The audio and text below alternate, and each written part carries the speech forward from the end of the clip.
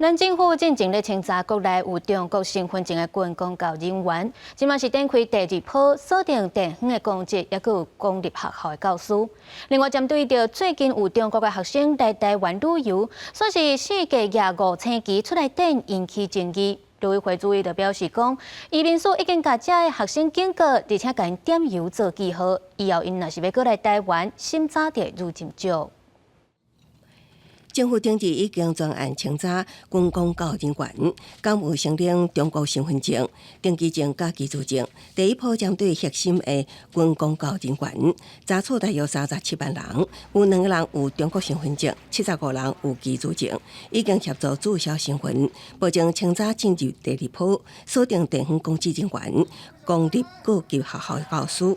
公职跟公立学校的教师，我们会展开清查。那这是第二步。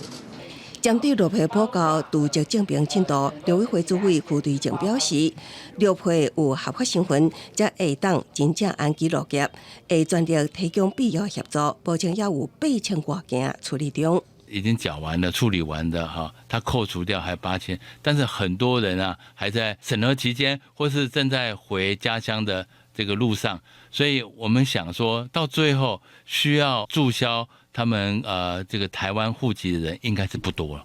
相片会当看到中国学生来台观光，刷伫街路25星期翕相。中国学生做出引起咱国民众反感的动作，移民署已经找到这学生加以警告。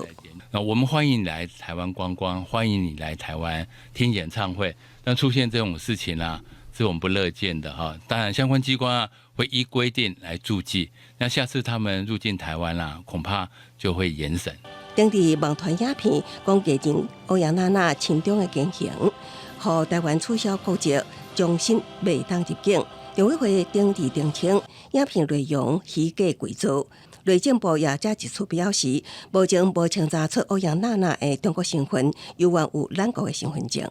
公视新闻采访报道。